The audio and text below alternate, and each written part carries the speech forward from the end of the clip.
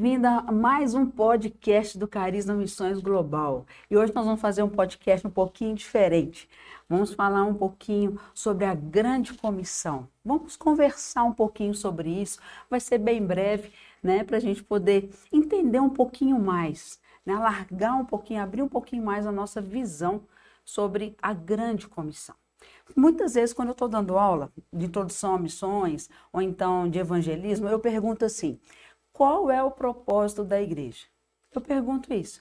E aí vem várias respostas, né? Então vem a resposta: salvar almas, né, a resposta mais comum é essa. Outra resposta é pregar o evangelho, também uma resposta bastante comum, tá?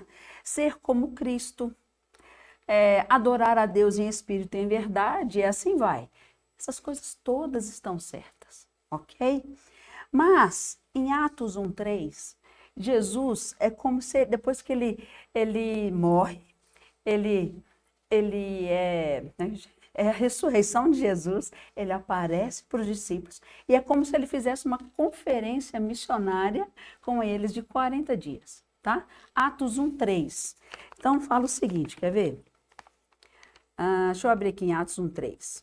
Fala assim, olha: depois do seu sofrimento, Jesus apresentou-se a eles e deu-lhes muitas provas indiscutíveis de que estava vivo.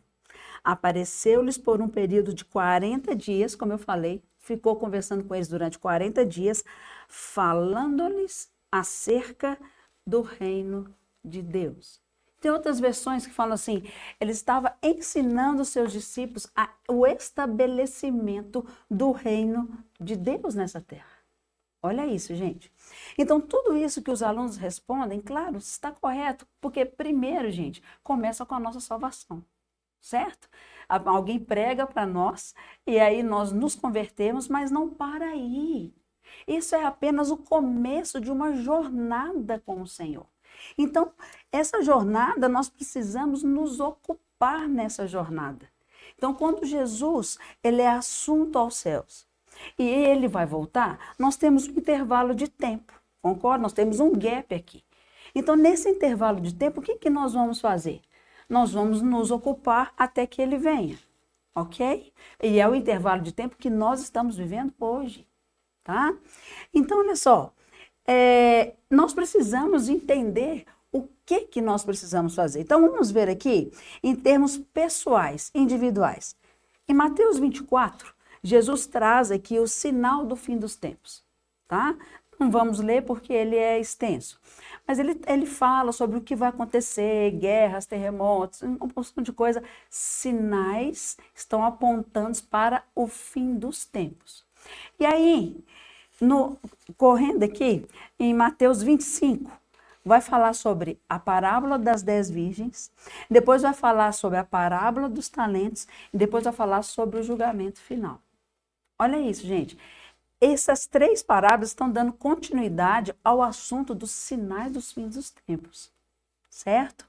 Então, olha só, nós podemos ver de uma forma bem sucinta, não quero me ater aqui em cada parábola, mas pensa bem, a parábola das 10 virgens. Então, primeira coisa que, como pessoas individuais, cada um de nós precisa fazer, primeiro, estocar azeite. Este é o momento de nós estocarmos azeite. Pode ser, gente, que chegue algum momento, algum tempo, que nós não tenhamos mais essa oportunidade de lermos a Bíblia, de orarmos, de jejuarmos, sabe? De comermos, de fato, assim, as Escrituras, sabe? Esse é o momento de nós estocarmos azeite. Nós estamos em 2023. Até quando nós vamos poder fazer isso? Nós não sabemos. Então, o momento é agora. Como pessoas, como indivíduos, parábola das 10 virgens, vamos estocar azeite. A parábola dos talentos. Então, os talentos para a glória de Deus. O que nós fizemos com os talentos que o Senhor nos deu? Ou o que nós estamos fazendo com os talentos que o Senhor nos deu? Individualmente, né? Como pessoas, cada um de nós precisa multiplicar esses talentos. Não escondê-los, não colocar debaixo da terra, não, mas multiplicar os talentos, ok? Nós estamos falando, presta atenção, nesse intervalo de tempo que nós estamos vivendo, ok? E aí, na terceira, né, no julgamento final, nós precisamos entender a nossa vida diante da sociedade. Eu tive fome, me deste de comer. Eu tive sede, me deste de beber. A nossa vida, o que nós estamos fazendo aqui nessa terra, nesse intervalo de tempo, entre nós e a sociedade? Tá dando para entender, gente? Estou falando como indivíduos. Então, intimidade com o Senhor, multiplicação dos talentos, né? E a nossa responsabilidade pela comunidade que nós estamos inseridos, ok? Ótimo. E aí, como que nós podemos pensar em termos de nações? Em termos de... nós somos chamados para discipular nações. Guarde isso. Fomos chamados para discipular nações e isso precisa estar bem claro na nossa mente, tá? Então, nós não devemos esperar pelo retorno de Cristo. Nós devemos trabalhar pelo retorno de Cristo. Eu vou repetir. Nós não devemos esperar pelo retorno de Cristo. Nós devemos trabalhar pelo retorno de Cristo. O que a Bíblia diz? Este evangelho do reino será pregado e então virá o fim. Então, o que nós precisamos fazer? Nós precisamos estar pregando o evangelho do reino para que o fim venha, ok? Então, vamos lá. Estabelecimento do reino de Deus. Foi o que Jesus falou com seus discípulos em Atos 1:3. Então, vamos pensar aqui em termos de grande comissão? Então, nós temos aí 3 versículos, nós podemos dizer, que respaldam a grande comissão. Alguns também citam Lucas, mas vamos nos ater aqui em Mateus, Marcos e Atos, tá bom? Vamos lá. Logo que eu converti, eu pensava, gente, que a grande comissão era ir por todo mundo e pregar o evangelho e salvar almas. E eu fiz isso, gente, de todo o meu coração. E Deus abençoou demais. Havia uma sinceridade no meu coração. Por quê? Porque era aquilo que eu sabia. Era aquilo que eu tinha aprendido. E dentro daquilo que eu tinha aprendido, eu me esforcei e coloquei o coração nisso. Mas Deus, Ele tem um grande plano que vai além disso, né? Nós temos aprendido no Carisma que Deus é quem está em missões. Deus em 1957, na cidade de Willingen, esse conceito Missio Dei, ele foi aceito pela igreja. O que significa esse conceito Missio Dei? É que Deus está em missão. Quem está em missão é Deus. E nós, como sua noiva, nós vamos cooperar com Ele para que essa missão se cumpra. Então, para eu cooperar com Ele, eu preciso saber como Ele está operando. Entende? Para eu poder cooperar com Ele. Então, o que o Senhor está fazendo ao redor da terra? O que Ele está fazendo? Como Ele está se movendo, né? Paulo fala que Cristo morreu na cruz para reconciliar com Ele todas as coisas, no céu e na terra. E isso inclui a nossa alma, claro, mas também inclui todas as coisas. Guarde isso, gente. A reconciliação de todas as coisas. No meu humilde entendimento, eu creio que nós estamos nesse tempo que Deus está querendo reconciliar com Ele todas as coisas, não apenas salvar almas. Então, a grande comissão, ela é bem abrangente, porque cada passagem que eu falei com vocês, de Mateus, Marcos e Atos, eles falam sobre facetas diferentes do Senhor, tá? Então, vamos lá. Em Atos 1:8, que todo mundo conhece, né? Descerá sobre vós o Espírito Santo, e sereis, todo mundo conhece, menos eu, né? E descerá sobre vós o Espírito Santo, e sereis minhas testemunhas, tanto em Jerusalém, como Judéia, Samaria, até os confins da terra. Ok. É o que nós chamamos de missão centrífuga. Por quê? Ela começa em Jerusalém, Judéia, Samaria, e ela vai indo para fora, uma missão centrífuga, levar o evangelho a partir de Jerusalém para as outras né, as outras cidades, os outros lugarejos, as outras nações, até chegar aos confins da terra, ok? Muito bom.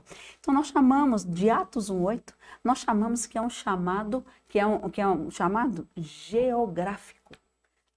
Geograficamente, nós vamos nos deslocando, ok? Muito bom. Estou resumindo aqui, tá, gente? Se você quiser saber mais, vem para o Carisma e na aula de introdução a missões, nós vamos aprofundar nisso daí, tá? Então, aqui é só para dar um gostinho, só para abrir um pouquinho o nosso entendimento.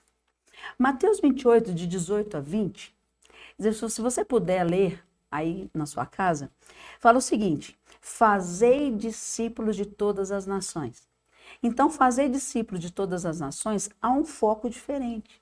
O foco aqui não são as almas individuais. Ele está falando de fazer discípulos de todas as nações. Essa palavra nações, no grego, é etne. E-T-H-N-E, etne, que significa grupo de pessoas ou um grupo étnico. E também aqui em Mateus 28 não está falando evangelize, mas está falando sim, fazei discípulos. Estão entendendo, gente? Que é diferente? Claro que o evangelismo ele vai preceder o discipulado, gente. Claro, mas muitas vezes é muito fácil se evangelizar sem discipular. Tá? E aqui está sendo muito claro. Faça discípulos de todas as nações. Então aqui é um componente demográfico do mandato, um chamado demográfico. Tá? Nós falamos do chamado geográfico, Atos 1:8, Mateus 28, um chamado demográfico. Em Mateus 16, tem uma perspectiva mais diferente ainda, gente. Mais diferente. Aqui Cristo, ele fala para pregarmos as boas novas para toda criatura, para toda criação, tá? E aqui não fala nem almas e nem nações, mas fala a palavra grega, kítisis, que é K-T-I-T-S-I-S, K-T-S-I-S, que significa criatura ou criação. Deus está interessado em toda a criação. Ok, gente? Então, Cristo morreu para reconciliar com Ele todas as coisas. Todas as coisas. Toda a criação, não é isso que a Bíblia fala? Aguarda pela manifestação dos filhos de Deus. A criação está gemendo por isso. Então, para a gente terminar, quando nós pensamos em termos de grande comissão, nós devemos entender que ela é um mandato abrangente, que vai até os confins da terra, penetra nas culturas e traz boas novas a toda a criação. Vou repetir. Um mandato abrangente, que vai até os confins da terra, penetra na cultura e traz boas novas a toda a criação. Ok, gente? Qualquer dúvida, entre em contato com a gente. Carisma Missões, ST Carisma. E aí manda lá no direct, fala assim, eu quero falar com o pessoal do Carisma Missões. Tá bom? Gente, Deus abençoe. Fique com Deus. E ó, um beijão, até a próxima.